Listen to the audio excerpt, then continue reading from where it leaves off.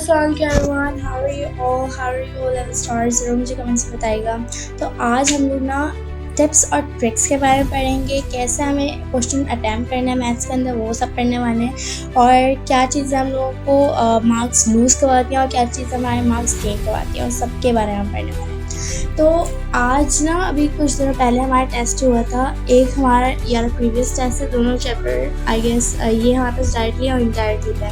तो इसमें मेरे फुल आए थे, लेकिन इसमें मेरे 2 मार्क्स कट गए थे। इसमें मेरे पास 2 मार्क्स कट गए थे। अब वो हमारे पास है कि क्यों कटे और उनको किस तरह इम्प्रूव करना है, वो इस वीडियो में हम लोग सीखने वाले हैं। तो जल्दी से स्टार्ट करते हैं ये वीडियो।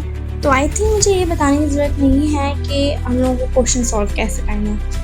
यहाँ पर हमारे पास सिंप्लीफाई करना था। अब इसमें आपको क्या करना होता है, पहले आप ना एक मेरी ये आप लोगों से सलाह है या इस तरह से मेरी एडवाइस है कि आप लोग जब इसके बारे में क्वेश्चन सॉल्व करें, जिसमें आपको काटना हो ना, बहुत सारे वो वेरिएबल्स हैं, बहुत सारे नंबर्स हैं जो आपको काटना हो। सबसे पहले क्या करना है, सबसे पहले आपको ये जो डिवाइड का साइन है ना, इसको मल्टीप्लाई में कर देना, ईजी हो जाएगा। यहाँ पर जो डिवाइड का साइन है, यहाँ जो डिवाइड का साइन है, यहाँ जो डिवाइड का साइन है, यहाँ जो डिवाइड का साइन है, और यहाँ मतलब बच्चों को कंफ्यूज करने के लिए देते हैं डिवाइड का साइन।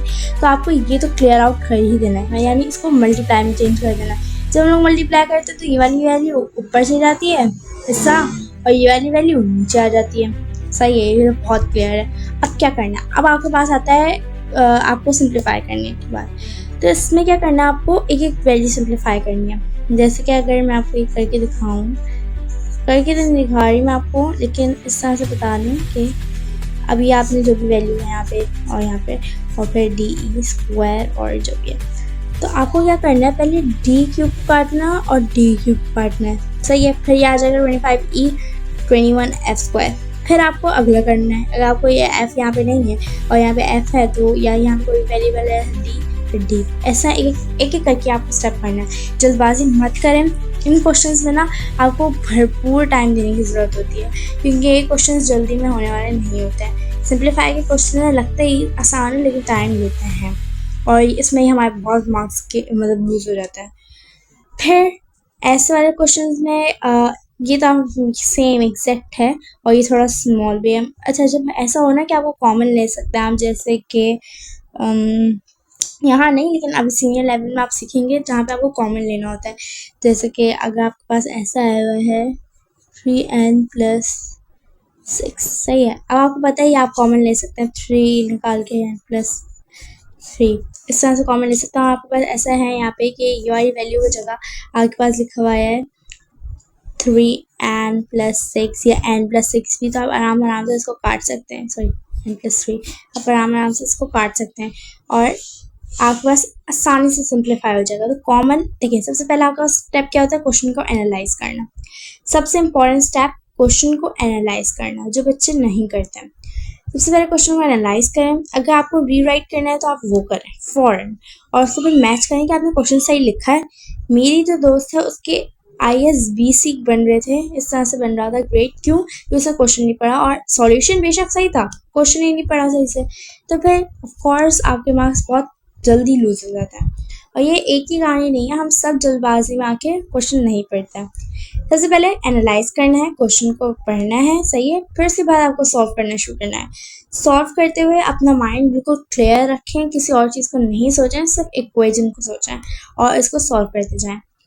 थर्डली पॉइंट, आपको रीचेक करना है। जी क्या, रीचेक, ये सबसे इम्पॉर्टेंट पॉइंट है, रीचेक करना। हम सब भूल जाते हैं रीचेक करना जब हम लोग सिंपल पेपर करते हैं और टीचर को हैंड ओवर कर देते हैं। अगर आपके पास टाइम है तो आप ज़रूर रीचेक करें, क्योंकि अगर रीचेक नहीं करते ना तो फिर हमें मिस्टेक्स का पता नहीं चलता। मैं आपको उसका बताऊंगी कि मैंने रीचेक नहीं किया और जल्दबाजी में अपने दोस्तों को देखते हुए फ़ौरन दे दिया पेपर, और उसका नतीजा क्या हुआ, जो मेरे यहाँ पे 2 मार्क्स कटे, जबकि 2 मार्क्स भी नहीं कटे चाहिए, कि आई एम मैथ टॉपर और मैं नहीं चाहती कि मेरे 2 मार्क्स भी कटें। तो रीचेक करना भी बहुत इम्पोर्टेंट है। अच्छा जी, अब यहाँ पे तो हमने क्वेश्चंस को देख लिया, ये हमारे सही हुए थे। अगर आपको इनके वो चाहिए कैसे डॉक्यूमेंट या एक्सप्लेनेशन, तो आप ज़रूर कमेंट करें। आई डोंट नो व्हाई कि आप लोग कमेंट्स नहीं करते, आई डोंट नो व्हाई। खैर, आप अब इस वाले को देखें, इसमें आपके पास 3 इक्वेशन है। अर्लियर हमारे पास सिर्फ 2 वो थे क्वेश्चन टाइप के थे, लेकिन यहाँ पे 3 वो हैं वेरिएबल्स एंड इक्वेशंस, बढ़ गई हैं वेरिएबल्स। तो क्या करना है आपको, इसको आसानी से तहम्मुल से पहले इन दोनों को सॉल्व कीजिए, फिर आखिर में आप चाहें तो इसको सॉल्व कीजिए जैसे मैंने किया। आप चाहें तो इसको पूरा देख भी सकते हैं। फिर अब बात आती है कि मेरे मार्क्स कहाँ कटे। सबसे इम्पॉर्टेंट पॉइंट्स मैं अभी आपको इस शॉर्ट में बता रही हूँ, इस क्लिप में बता रही हूँ। अगर आपने ये वाला क्लिप देखना है ना, तो आपकी मैथ्स बहुत अच्छी हो जाएगी, बहुत आसान आपको लगना शुरू हो जाएगी, आपके बहुत अच्छे मार्क्स आ जाएंगे जैसे इसमें आए थे मेरे। सही है, तो ये बड़ा आसान तरीका बताने वाली हूँ, लेकिन I need your attention for a while. तो ये सबसे इम्पोर्टेंट क्लिप होने वाला है, डू नॉट मिस इट। इसमें क्या है, आपको इसमें मैंने जो मतलब गलत किया है ना, मैं आपको बताती हूँ। मैंने ये पूरा सॉल्व किया बहुत आसानी से, बहुत अच्छी और आला तरीके से यहाँ तक सॉल्व किया।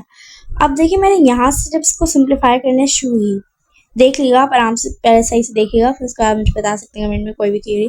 जब मैं यहाँ पे सिंप्लीफाई करना शुरू हुई तो मैंने क्या किया, मैं 8 को भूल गई। यहाँ पे 8 तो है ना मौजूद, 8 तो नहीं कटा ना किसी भी यहाँ से क्या 8 कटा है, नहीं कटा। और मैंने यहाँ पे 8 को ही काट दिया, यानी मैं सोचा ये भी कट गई और ये भी कट गई, तो कैसा नहीं था, यहाँ पे हमारे पास 8 बचना था, और जिसकी वजह से मेरा पूरा ये क्वेश्चन गलत हो गया और ये 2 मार्क्स का था। मैथ्स में आपका एक पार्ट गलत होता है, आपका आंसर ऑटोमेटिकली रॉन्ग आता है। अब मेरी टीचर ने क्या कहा कि ये आपने ऊपर की वैल्यू बिल्कुल सही लिखी है, सही है, नहीं नीचे की वैल्यू कहाँ है। अब मैं आपको क्या बता दी कि मैंने जब क्लासिफाई किया तो मेरे पास कट रही थी, मैंने कहा अच्छा मैं तो 8 लिखना ही भूल गई।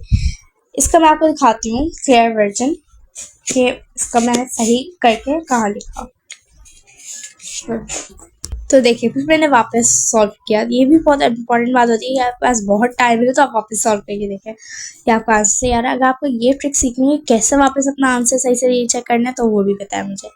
तो यहाँ देखिए आपने मैंने जब यहाँ पे क्रॉस किया था, यहाँ पे 8 पूरा बच रहा था, फिर वो हुआ, फिर ताकि ये आंसर था, यानी ये ऊपर की वैल्यू मेरी बिल्कुल सही आई थी, लेकिन नीचे की वैल्यू मैं भूल गई थी। तो टीचर ने क्या किया, और मेरे 2 मार्क्स डिडक्ट कर दिए। तो जी ये गलती की मैंने अपने पेपर के अंदर, तो आपको मैंने बता दिया। आपको पूरा डॉक्यूमेंट, अगर आपको पूरा पेपर, पूरे क्वेश्चन चाहिए या और भी क्वेश्चन चाहिए इस टाइप के, तो आप मुझे बताएं, कमेंट करें। I would give you separately, I would try to arrange. सही है, और बाकी आप देख सकते हैं बाकी में सब सही है मेरा, अल्हम्दुलिल्लाह। लेकिन यार जो क्वेश्चन था इसमें पूरा मेरा टेस्ट बिगाड़ दिया है। यहाँ देखें, यहाँ पे हमें सिंपली यहाँ पे देखिए हमें कॉमन लेना था, और कॉमन लेकर हमारा जब कट सकता है तो काटें, नहीं कट सकता कोई बात नहीं, गो। फिर उसके बाद यहाँ सब भी कॉमन लेना था, और फिर उसके बाद सॉल्व करना था, सिंप्लीफाई करना था।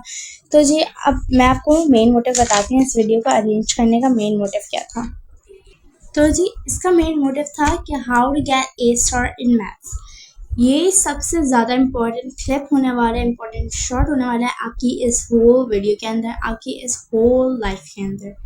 क्योंकि जो बच्चे आगे जाके इंजीनियरिंग, मैथ्स या इस फील्ड, मैथ्स की कोई फील्ड में जाना चाहते हैं, तो उनको ये सारी चीज़ें पता होनी चाहिए अभी से ही, चाहे वो कोई भी ग्रेड के हो। How to get a star in maths, very easy, बहुत आसान सब्जेक्ट है। इसमें आपकी कोई भी नेगेटिव मार्किंग नहीं होती, इसमें आप आराम से पूरे के पूरे मार्क्स ला सकते हैं। This is the benefit of maths. Okay, तो सबसे पहले आपको मैंने बता भी चुकी हैं पहले steps. Analyse the question, question क्या कह रहा है, क्वेश्चन क्या रिक्वायर कर रहा है। लिखा होता है क्वेश्चन में सिंप्लीफाई, बच्चे कर रहे होते हैं, कोई क्वाड्रेटिक फार्मूला लगा, क्वाड्रेटिक फार्मूला सिंप्लीफाई में आ जाता है, कोई अलजेब्रा कर रहा होता है, मतलब अलग ही कोई ग्राफ तक मैंने बच्चे को देखा है, ये ग्राफ बना रहा होता है कि we are simplifying it. No, question जो रिक्वायर कर रहा है, जो डिमांड कर रहा है, या बहुत से बच्चे ये करते हैं ये वाला सॉल्यूशन है, हमने ये वाला सॉल्यूशन किया है, लेकिन हमें इसका कंफर्म नहीं है, तो इसका दूसरा टाइप का सॉल्यूशन भी करके दिखा रहा है। सही है, तो नो, एक सॉल्यूशन को आपको अटकना है, एक ही आंसर होना चाहिए आपका, जो भी आपका आंसर है। जब आपका फर्स्ट आंसर होता है ना, वही चेकर आपका वो करता है, मार्क करता है उसी हिसाब से। सबसे पहले क्या करना है, एनालाइज द क्वेश्चन। फिर इसके बाद क्या करना है, सॉल्यूशन जब आप करने लगे ना, क्वेश्चन आपने एनालाइज कर लिया, रीराइट करने की जरूरत है, रीराइट किया, फिर आपको सॉल्यूशन पे जाना है। सॉल्यूशन कैसे करना है? सॉल्यूशन करते हुए आपको क्या ध्यान रखना है कि आप अपना माइंड खुला रखें, सॉल्यूशन करें, कोई भी थॉट्स ना आए अपने माइंड में, कोई भी फजूल थॉट जो आपके, ये ह्यूमन नेचर है कि आप जो बहुत देख रहे होते हैं शॉर्ट्स वगैरह, वो आपके पेपर के अंदर जहन में आ रहे होते हैं, तो ये सारी चीज़ें आपको इग्नोर करनी है। फिर उसके बाद काम एंड कूल रहना है, no hesitation, okay, with patience. फिर उसके बाद रीचेक योर आंसर, आपने अपना सॉल्व कर लिया, अब आप उसको रीचेक करें, किसी दूसरे वे में करके देखेंगे आपका आंसर यही आ रहा है दूसरे वे में भी, वो मैं आपको करना सिखा दूंगी आगे वीडियोस में। अगर आप लोगों ने सब्सक्राइबर्स कर दिया अब 10+, तो मैं आपको ये वाली चीज़ सिखा दूंगी, इतनी सी रिक्वायरमेंट कर रही हूँ, ये तो आप ऐसे ही करवा सकते हैं। तो जी ये आज की वीडियो का मोटिव था, आप लोगों को कैसे इस तरह के मार्क्स आने हैं, ये सब मैं आपको अगली वीडियोस में बताती जाऊँगी कि इस तरह के मार्क्स कैसे लाने हैं आपको, इस तरह का कैसे सॉल्व करना होता है, और पेपर में क्या की पॉइंट्स होते हैं जो आपको ये मार्क्स लाने पे मजबूर कर देते हैं, इस चेकर को काटने का कोई मौका नहीं मिलता। तो आप फॉलो करें और अपनी मैथ्स स्ट्रॉन्ग करें। बाय एवरीवन, अल्लाह हाफिज़।